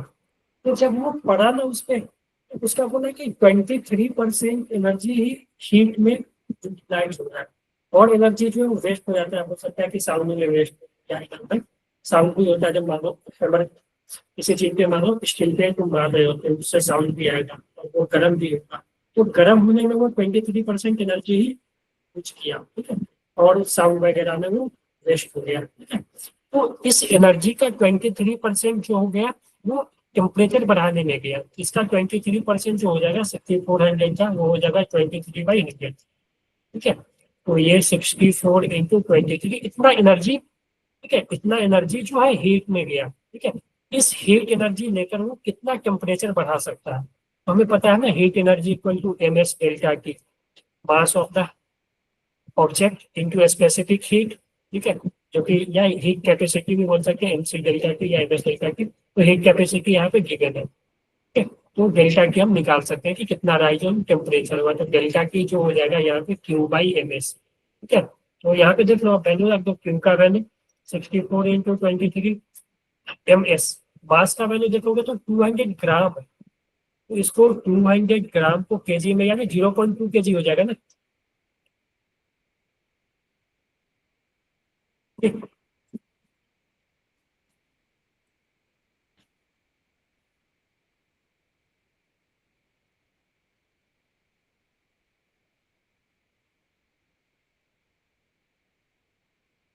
तो किसी को कंफ्यूजन है इसमें?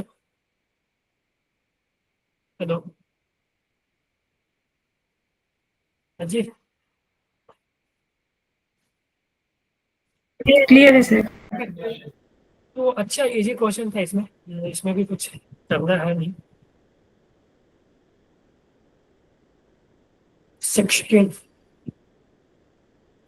अब ना हम कुछ देखो, ये क्वेश्चन तो बेसिकली कैंसल पूछा है क्या, हाँ, सर्कुलर मोशन का कॉन्सेप्ट है, sphere of P and Q each of mass, दोनों का मास सेम है, string of length 1 metre as shown in the figure, the horizontal circle about O at constant, the ratio of the tension P is the mid। अच्छा चलो कोई बात नहीं, अगर हम ऐसा ले लें कि मान लो कि ये ओरिजिन है, इसके बाद दो मास बंधा हुआ है, एक यहाँ M और एक यहाँ M, और ये एक सर्कुलर मोशन में मान लो v वेलोसिटी से मूव कर रहा है, ठीक है, या ओमेगा से मूव कर रहा है, ठीक है, ओमेगा ही नहीं लेते, ओमेगा से मूव कर रहा है, ठीक है, ओमेगा से ये मूव कर रहा है। तो टेंशन पूछा है ना, तो देखोगे ये अगर हम ये एल ले लेते हैं तो ये भी एल होगा, बेसिकली 2l इसका लेंथ ले लेते हैं, ठीक है, तो ये एल तो ये भी एल। अब ये मास देखो, ये मास जो है वो 2l सर्कल में घूम रहा है, तो इसको जो घुमा रहा है वो टेंशन घुमा रहा होगा, और टेंशन ही इसको सेंट्रीपिटल फोर्स प्रोवाइड कर रहा है। तो मान लो यहाँ पे टेंशन T1 है, तो यहाँ पे टेंशन T1 होगा, और इसमें मान लेते हैं टेंशन T2, क्योंकि दोनों अलग अलग रस्सी है, ठीक है। तो इसका तुम देखोगे ना, इस मास का सिर्फ देखोगे तो इस मास पे एक ही फोर्स लग रहा है T1 अंदर की तरफ, और यही फोर्स जो है वो m omega square into length 2l, m omega square into r इसको प्रोवाइड कर रहा है। जब इस पे तुम देखोगे ना, इस मास पे, तो इस पे एक फोर्स T2 इधर लग रहा है और T1 बाहर लग रहा है, तो इस पे जो नेट फोर्स सेंटर की तरफ देखोगे तो T2 minus T1 equal to M omega square, और ये जो है वो एल लेंथ के सर्कल में घूम रहा है, तो एल। ठीक है, तो यहाँ से T1 T2 निकाल सकते हो। T1 का वैल्यू तुम यहाँ पे पुट करके सॉल्व करोगे ना, तो T2 का वैल्यू जो आ जाएगा ये 3 प्लस ये 4, सॉरी 3। ठीक है, तो T1 T2 आ गया। तो हमें क्या पूछा है? Ratio of the tension in P and Q। अच्छा, P इसको लिया होगा और Q ये, यानी T2/T1 3/2 आ जाएगा ना। हाँ जी, सर्कुलर का कॉन्सेप्ट पता है ना आप लोगों को? ये भी क्वेश्चन जब सर्कुलर मोशन करवाया जाता है ना, तो क्लास में करवाया जाता है ऐसा क्वेश्चन। ठीक है, 2 से 3 भी हम लॉग ले सकते हैं, 3 मास भी ले सकते हैं, 1 मास और मान लो कि ज्वाइन कर सकते हैं। ठीक है, तो ऐसा क्वेश्चन सेम क्वेश्चन क्लास में सर्कुलर मोशन का जब क्लास होता है तो वो करवाया जाता है। ये बेसिक क्वेश्चन है सर्कुलर मोशन का। अगर एक बात करें डायनेमिक्स ऑफ सर्कुलर मोशन का, ये बेसिक क्वेश्चन है ये। ठीक है, ये टफ नहीं है। ठीक है, चलो यार हम लोग इधर भी आना है बेसिकली, अपने पास सब थोड़ा लिमिटेड हो गया। Question number 7। तो देखो इस पेज में अगर हम बात करें तो क्वेश्चन नंबर 15, क्वेश्चन नंबर 16 ये करने लायक था। क्वेश्चन नंबर 14 को आप स्किप कर सकते थे। क्वेश्चन नंबर 14 को आप स्किप कर सकते थे क्योंकि ये टाइम भी ज़्यादा ले रहा, और हो सकता है कि आपको ये कॉन्सेप्ट मालूम नहीं होगा, या वायर को ऐड करके इस तरह से कैलकुलेट कर सकते हैं। किसको किसको मालूम था ये बता सकते हो आप? हम मालूम था लेकिन अप्लाई कर उस समय स्ट्राइक नहीं करा दिमाग में। तो हो सकता है, तो इसको छोड़ सकते थे। तो अभी तक जो हमने 1516 क्वेश्चन डिस्कस किए ना, तो उसमें एक क्वेश्चन यही जो 14 नंबर लगा ना, वो यहाँ आप गलत कर सकते थे या स्ट्राइक नहीं कर सकता था। हो सकता है कि स्ट्राइक नहीं किया होगा आपको, तो ये छोड़ सकते हैं। देखो 3-4 क्वेश्चन छोड़ सकते हैं अपने को। ठीक है, अपना है कि मेन सिलेक्शन लेना है। ठीक है, तो ये NIT में जाना है। ठीक है, कम से कम NIT का सीट फिक्स करना है। ठीक है, तो ऐसा नहीं है कि हमें हर एक क्वेश्चन करने हैं। ठीक है, 25 में आप छोड़ सकते हो। मान लो कि कोई एवरेज बच्चा है तो वो 10-12 क्वेश्चन भी करके छोड़ सकता है। ठीक है, कोई मतलब एवरेज से थोड़ा ऊपर है तो 15 कर लिया। ठीक है, कोई अच्छा है मतलब एवरेज से थोड़ा ऊपर है तो 20 तक, 18-20, 17-18-20 भी कर लिया तो काफी है। ठीक है,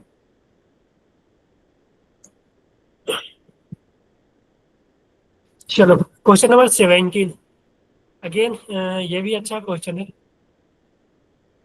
हमें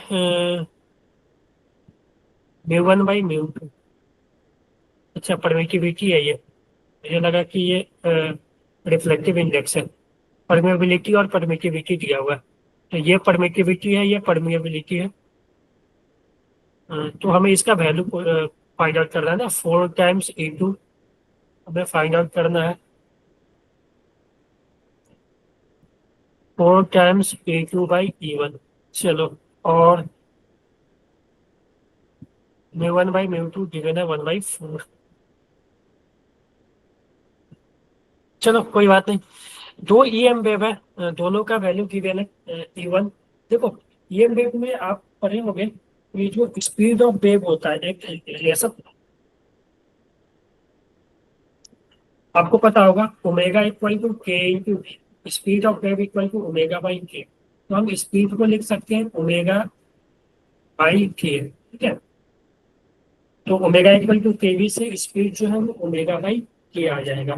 तो एक EM वेव ये है, एक EM वेव ये है। हम स्पीड इसीलिए लिख रहे हैं क्योंकि स्पीड ऑफ वेव में ही म्यू और E आता है, क्योंकि किसी भी वेव का स्पीड जो होता है ना वो 1/μ/E आता है। ठीक है, इस मीडियम का म्यू और E के टर्म में ये आता है। ठीक है, मीडियम का। तो इसलिए हम स्पीड की बात कर रहे हैं, क्योंकि यहाँ पे वही चीजें दिया हुआ है, तो स्पीड से ही काम चलेगा अपना। तो अगर हम V1 लिखें, V1 का वैल्यू जो होगा, इसका के है, ओमेगा है, तो ओमेगा/के। इसी तरह V2 लिखें तो इसका के जो है वो 3K है, तो और ओमेगा इसका भी ओमेगा ही है, तो ओमेगा/3 के। तो तुम यहाँ से देख सकते हो कि ओमेगा बाई के ओमेगा बाई 3 के, ठीक है। तो यहाँ से तुम V1 V2 में रिलेशन लिख सकते हो। तो तुम देखोगे ना, तो ओमेगा बाई के जो है वो V1 के इक्वल आ जाएगा, यानी V2 इक्वल टू V1/3।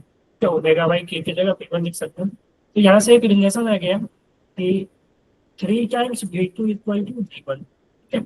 अब इसका यूज करो, 3 times V2 equal to V1।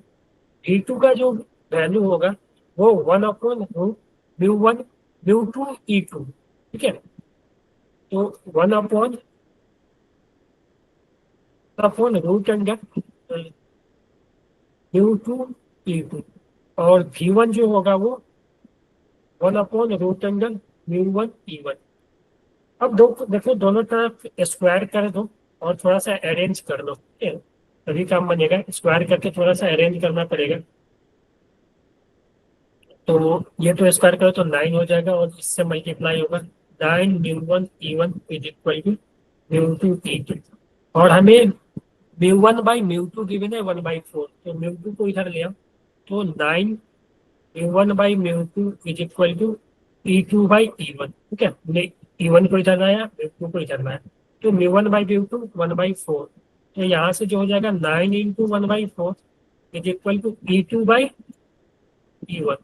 लेकिन हमने यहाँ पे 4 E2/E1 आ गया, लेकिन हमसे 4 टाइम्स E2/E1 पूछा, यानी इसमें 4 से मल्टीप्लाई करो दोनों साइड, ठीक है। तो 4 टाइम्स E2/E1 जो आ जाएगा वो 9/4 × 4, तो ये 9 आ जाएगा ना।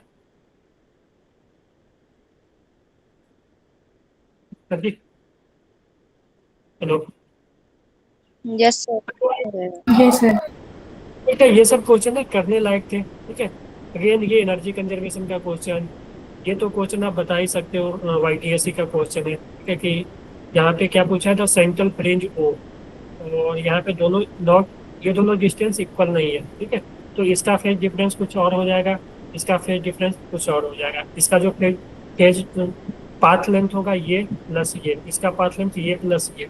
तो पाथ लेंथ से अगर हम डेल्टा एक्स जो होता है एन लैम्डा के इक्वल हो गया तो ब्राइट फ्रिंज बनेगा, और अगर डेल्टा एक्स 2n-1 λ/2 के इक्वल हो गया तो ये डार्क फ्रिंज बनेगा। लेकिन हमें एक्चुअल डिस्टेंस वगैरह पता नहीं है, तो हम नहीं कर सकते हैं कि किसके बराबर होगा। तो ये दोनों हो सकते हैं इसमें, है कि नहीं? Yes sir. ठीक है।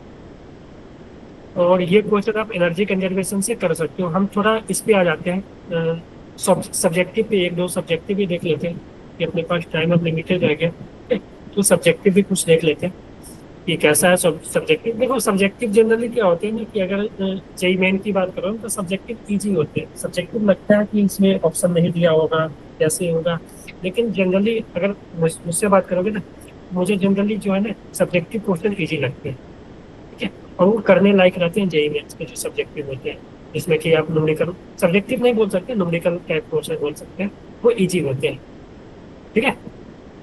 यही देख लो क्वेश्चन नंबर 21 देखोगे, तो ए cylindrical rod of uniform cross section area A and 2A having 3 electron per unit volume 2n and n। अच्छा, इसका एरिया जो है वो एक लग रहा है ये A है तो ये 2A है, एरिया अलग अलग है A और 2A। इसमें जो फ्री इलेक्ट्रॉन है वो 2n है, इसमें फ्री इलेक्ट्रॉन n है। तो हमें गिफ्ट वेलोसिटी का चाहिए ना रेशियो, ठीक है। तो इसका जो गिफ्ट वेलोसिटी होगा, गिफ्ट वेलोसिटी का फार्मूला पता है? Yes sir. जो करेंट होता है ना, करेंट, वो करेंट होता है I = NEA × VD, ठीक है। अब करेंट दोनों में सेम ही है, ठीक है, करेंट दोनों में सेम ही है। तो इसका जो गिफ्ट वेलोसिटी होगा वो हम I/VD लिख सकते हैं, I/NEA। तो इसका जो ये होगा ना I/N, इसका n है 2n और E, और एरिया जो है वो A।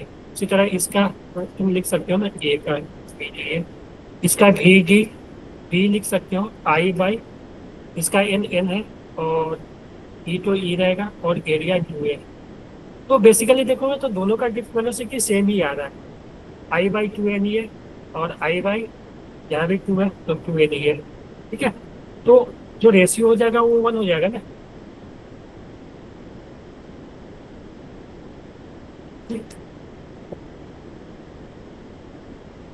बोलो, रिस्पॉन्स दो। Yes, sir. One is yes sir. ठीक है, क्वेश्चन नंबर 24। हाँ, कोई 24 एक बार आप देख कर छोड़ सकते हो, ठीक है, फर्स्ट टाइम में छोड़ सकते हो, ठीक है, क्योंकि वो पढ़ने में भी टाइम लगेगा, प्लस जो रोटेशन का क्वेश्चन दिख रहा है और ये थोड़ा, हाँ, ये थोड़ा अच्छा क्वेश्चन दिख रहा है, तो इसको एक बार छोड़ सकते हो। अब तुम ऐसा करो कि 23 पे आ जाओ। 23 में किसी को कोई दिक्कत हुआ है? Sir no sir, but last वाला सर क्वेश्चन में डाउट हो रहा था। हाँ, मैं करता 23 हूँ। 24 23 देखोगे ना, करता हूँ। यस सर, तो हो 20 गया तो। है ना, तो ये जो 23 है ना, ये इंक्रीज इन लेंथ पूछा है, ठीक है। तो अगर वायर सेम ही है, ठीक है, तो फोर्स जो होता है वो ना K टाइम्स एक्स होता है, ठीक है। तो फोर्स जो इलोंगेशन है वो डायरेक्टली प्रोपोर्शनल फोर्स बोल सकते हो, क्योंकि अगर रस्सी का K की बात करोगे ना तो K कांस्टेंट होता है, ठीक है। ऐसा नहीं समझना कि K जो है वो सिर्फ स्प्रिंग के लिए डिफाइन है, ये कोई भी इलास्टिक मटेरियल के लिए भी डिफाइन होता है। और K जो है वो यहाँ से भी तुम बता सकते हो कि जो इलोंगेशन होता है, देखो delta L by L equal to gamma times force by area, ऐसा लिख सकते हैं ना। तो यहाँ से तुम देखोगे तो इलोंगेशन को हम एक्स लिख लेते हैं, तो X equal to gamma A gamma L by area into force. तो यहाँ से देखोगे तो फोर्स को तुम ऐसे लिख सकते हो, यहाँ से तुम फोर्स को लिख सकते हो A upon gamma L into X. तो यहाँ पे देखो यही के है, तो यही के है। अगर रस्सी सेम है तो गामा सेम होगा, ए एरिया लेंथ के बारे में सेम ही रस्सी है तो एरिया लेंथ भी सेम होगा। तो बेसिकली ये जो चीज है कांस्टेंट है। तो फोर्स जो है इलोंगेशन जो है वो डायरेक्टली प्रोपोर्शनल टू फोर्स है, ठीक है। तो फोर्स को अगर हम बढ़ाएंगे तो इलोंगेशन भी बढ़ेगा। तो पहले जो फोर्स एफ था तो इलोंगेशन इतना था, अब फोर्स को इंक्रीज, अच्छा लेंथ को अब इंक्रीज कर दिया। देखो पहले लेंथ इतना था, इंक्रीज हुआ था, अब इतना हो गया, यानी लेंथ जो है वो डबल किया, तो फोर्स भी हमें डबल चाहिए ना अजी। तो फोर्स भी 2F हो जाएगा ना, तो 2 हो जाएगा आंसर। देख लो कितना इजी क्वेश्चन है। पहला देखो, ये देखो, ये हम करेंगे अभी, इस पे भी करेंगे। 24 बोल रहे हो क्या? नो सर, लास्ट वाले एकदम। हाँ सर, सर 25 वाला। 24 हो गया था, हाँ सर, ये तो हो गया था। ठीक है, ये इजी है, ठीक है। ऐसा क्वेश्चन क्लास में करवाया गया होगा आप लोग को, ठीक है, क्लास में ऐसा क्वेश्चन करवाया जाता है। देखोगे तो ये बेसिकली 1 2 3 कैपेसिटर बन रहा है, ठीक है। तो 3 कैपेसिटर, इसमें ये दोनों को ज्वाइन कर दिया गया है, ठीक है, और इस दोनों के क्रॉस चाहिए। तो तुम ऐसे नंबरिंग कर सकते हो 1 2 3 4, ठीक है। 2 3 के बीच चाहिए, 2 3 के बीच चाहिए, और 1 4 जो है वो ज्वाइन किया गया है, तो 1 4 एक ही पॉइंट पे होगा।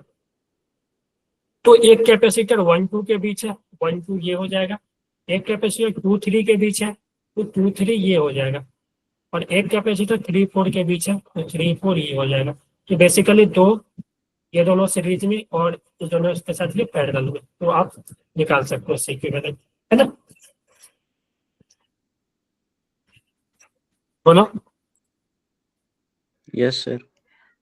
चलो, तो हाँ, अब क्वेश्चन नंबर 25 क्या बोलता है, कौन सा चैप्टर से है ये question? Magnetic field sir. Magnetic field. A small particle of mass 1 kg and charge 1 coulomb enter perpendicularly in a triangular region of a uniform magnetic field of strength 2 Tesla. As shown in the figure, what is the maximum velocity of a particle with which it can enter so that it complete half circle in the region of the magnetic? ठीक है, तो ये triangular reason है, इसमें magnetic field है, और इसको एकदम नीचे से थ्रो किया गया है, बेस को दे हुए। तो एक बार बताओ इसमें फोर्स किधर लगेगा? जैसे ये मैग्नेटिक फील्ड के अंदर आएगा, फोर्स किधर लगेगा?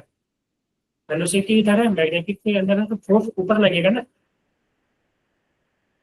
yes sir. ऊपर की ओर लगेगा। तो जैसे ही ये अंदर आएगा तो फोर्स यहाँ पे जैसे ही पहुंचेगा, फोर्स इधर, तो इसका सेंटर कहीं इधर ही होगा। ठीक है, यहाँ पे इसका सेंटर हो जाएगा क्योंकि फोर जो है वो सेंटर के लॉन्ग ही लगता है, तो जैसे ही अंदर आया तो फोर से ऊपर लगना शुरू हुआ। तो ये कुछ इस तरह से चला जाएगा। तो यहाँ पे बोला हाफ सर्कल करना है इसको, तो हाफ सर्कल हम यहाँ पे एक बनाए, यहाँ पे इससे टच होते हुए, क्योंकि इससे बाहर तो नहीं जाना है, जैसे ये बाहर जाएगा तो ये हाफ सर्कल कर ही नहीं पाएगा, तो इसको जस्ट टच कराते हुए हमें एक हाफ सर्कल बनाना है इससे। तो यहाँ पे टच कर गया है, ठीक है ऐसे, और यहाँ से ये निकल गया, ये इसका रेडियस हो जाएगा। ये फोर्स के ऊपर लगा हमने, ये इसका रेडियस हो जाएगा। अच्छा ये 3 है, ये 5 है, ये 4 गिवन है। अच्छा एक बात बताओ,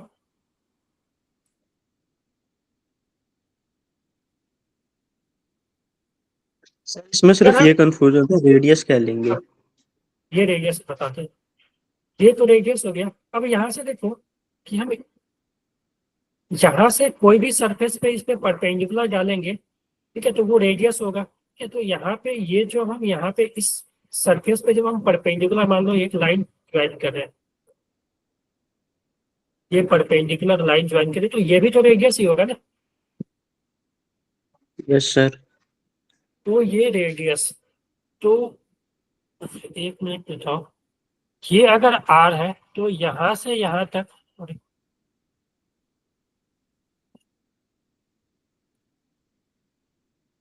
यहाँ से यहाँ तक जो डिस्टेंस होगा वो 4 - r, और ये हमने रेडियस लिया, ये 90 डिग्री है परपेंडिकुलर, और एंगल दिया हुआ है क्या कुछ? चलिए 53 डिग्री। एंगल तो हम ले सकते हैं, एंगल तो हम ले सकते हैं ना। ये एंगल कितना हो जाएगा? 37। 37। तो इस एंगल में देखो, ठीक है, ये परपेंडिकुलर, ये बेस, ये हाइपोटेनस, तो हमें पता है परपेंडिकुलर और हाइपोटेनस, तो perpendicular by hypotenuse is equal to sine 37। अब 4 - r कैसे हो, ये समझ नहीं आ रहा। क्या देखो, ये टोटल लेंथ यहाँ से यहाँ तक 4 है, हमने यहाँ पे अगर सेंटर ले लिया तो यहाँ से यहाँ तक ये 4 होगा, r होगा, तो ये तो होगा 4 - r ना, यहाँ से लेकर ठीक यहाँ, है सर। ठीक है। तो यहाँ से देखोगे तो r/4 - r, ये साइन 37 आ जाएगा 3/5, है ना। हो जाएगा सर अब। तो अब हो जाएगा, r निकाल लोगे, यस सर, हो जाएगा अब तो। ठीक है। सर एक बार ऊपर आप वाले का आंसर क्या आ रहा है? आंसर की में देख के बता दो। कैपेसिटर वाले का।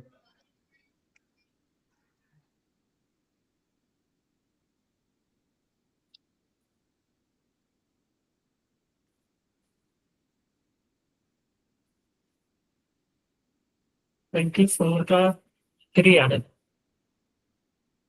इनका वैल्यू पूछा ना, 3 आएगा। 25 का भी 3 है।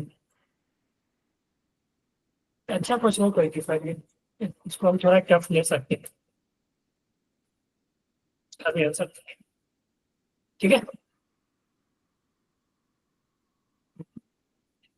कैपेसिटर वाला भी इजी है, ऐसा क्वेश्चन हम लोग क्लास में करवाते हैं, ठीक है, कैपेसिटर होता है तो अगर हम बात करें ना, तो इस पूरे में बात करें ना, 2-3 क्वेश्चन ही थे जो कि टफ बोल सकते हैं, ठीक है, 2-3 क्वेश्चन ही जो टफ बोल सकते हैं, और 3 से 4 क्वेश्चन मान लो तो हम मीडियम बोल सकते हैं, ठीक है। तो और जो क्वेश्चन है ना, मान लो कि और बच गया, मान लो 16 से 17 क्वेश्चन जो हम इजी बोल सकते हैं, मान लो 15 क्वेश्चन हम इजी बोल सकते हैं, और आप फिजिक्स में अगर मान लो सब इजी वाला ही कर दिए तो 15 कर दिए, और एक दो मीडियम वाले किए, तो अगर मान लो आपको सही 15 भी बता रहे तो 50+ मार्क्स, 55, 56 अच्छे नंबर हो जाएंगे आपको, ठीक है। अगर सेम नंबर आप केमिस्ट्री में भी ले आते हो, मैथ्स में आप मान लो कि 6-7 भी क्वेश्चन कर होते हैं, तो आप अच्छे मतलब एक परसेंटाइल आ जाएगा आपको,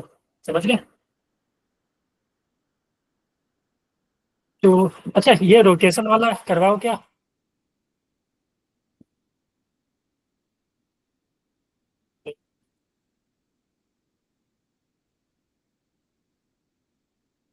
अजीत बोलो। यस सर, करा दीजिए एक बार।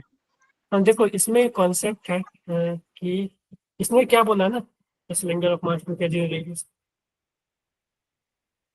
अच्छा, ये जो सरफेस है प्लैंक और ग्राउंड जो है वो स्मूथ है, ठीक है, यानी इस प्लैंक और ग्राउंड के बीच कोई भी फ्रिक्शन नहीं है, और इसके बीच फ्रिक्शन गिवन है। The maximum initial compression can be given to the spring such that the cylinder move without slipping with respect to plank. Plank के रिस्पेक्ट में ये विदाउट स्लिपिंग करें।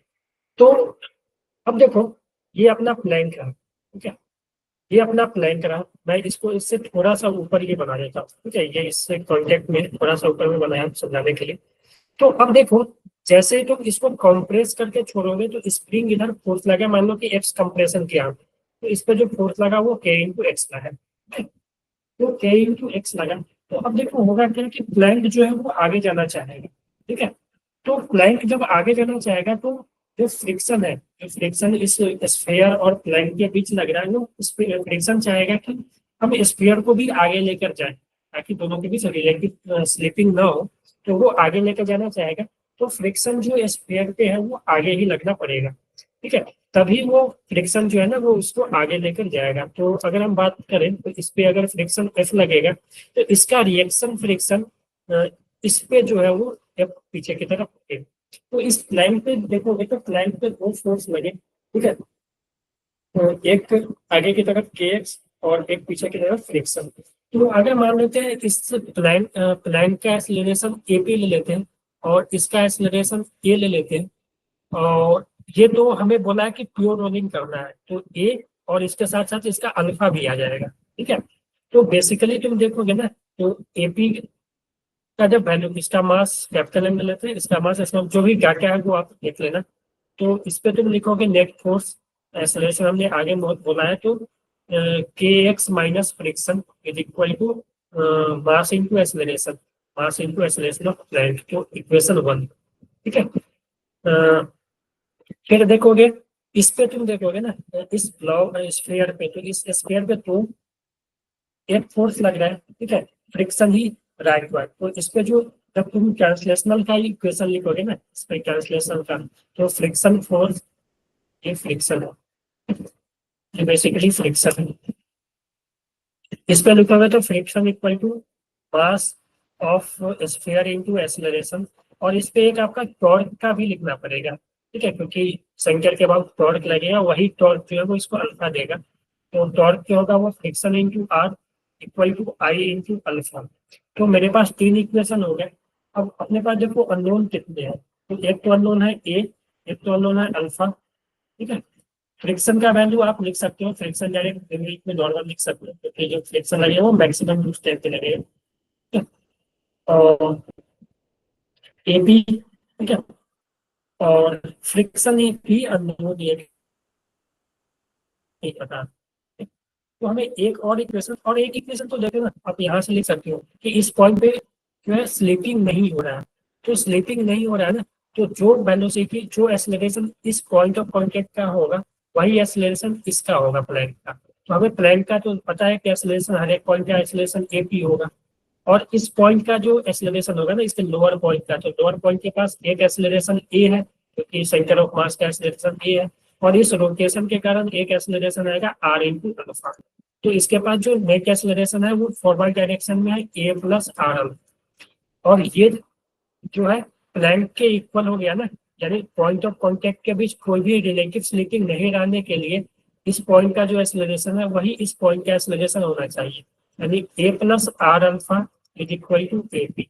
जब हम देखो ना ग्राउंड के लिए बात करते हैं ना कि ग्राउंड तो मान लो ये अल्फा से घूम रहा है, ए से आगे जा रहा है, तो ग्राउंड तो हमेशा रेस्ट में रहता है, यानी हम वहां पे अज्यूम करते हैं कि इस पॉइंट का एक्सेलरेशन 0 होना चाहिए, क्योंकि ग्राउंड हमेशा रेस्ट में है, लेकिन यहाँ तो प्लैंक है, प्लैंक तो मूव कर सकता है। तो ग्राउंड के केस में हम 0 ले लेते हैं, तो इसका एक्सेलरेशन ए और आर अल्फा एक घूमने के कारण होगा, तो हम A plus R alpha equal to 0 लेकर चलते हैं, ठीक है, इस केस में। लेकिन यहाँ पे जो है जिस सरफेस पे ये प्योर रोलिंग कर रहा है वो सरफेस मूव कर रहा है, तो इक्वेशन ये आएगा। तो अपने पास 4 इक्वेशन आ गए, 4 अननोन है, डायरेक्ट आप सॉल्व कर सकते हो। या तो ऐसा करो, हमें पूछा क्या, हमसे पूछा क्या इसमें, हमसे पूछा बाकी का मैक्सिमम, अच्छा एक्स का वैल्यू पूछा, ठीक है। तो आप क्या करो ना, ए का वैल्यू यहाँ से यहाँ पे रखो, ये देखो ये ए आ गया, तो ए जो हो जाएगा friction by mass plus R. Alpha आप यहां से लिखो, अल्फा जो होगा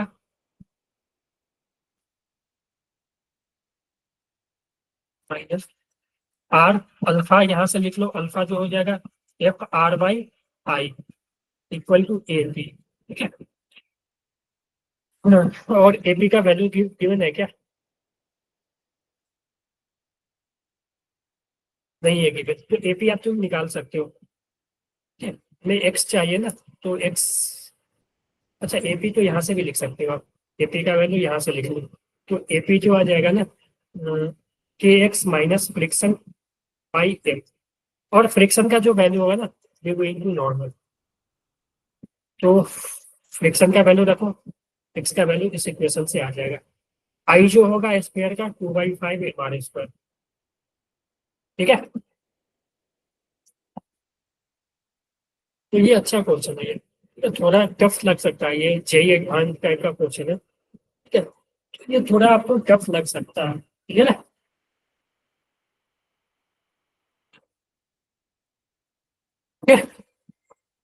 क्लियर है सभी को? चलो यार ठीक है, तो आप लोग का हो सर गया ना? ग्रुप सर हाँ भैया, सर ग्रुप में एक लॉजिक गेट वाला क्वेश्चन भेजे हैं, बता देंगे?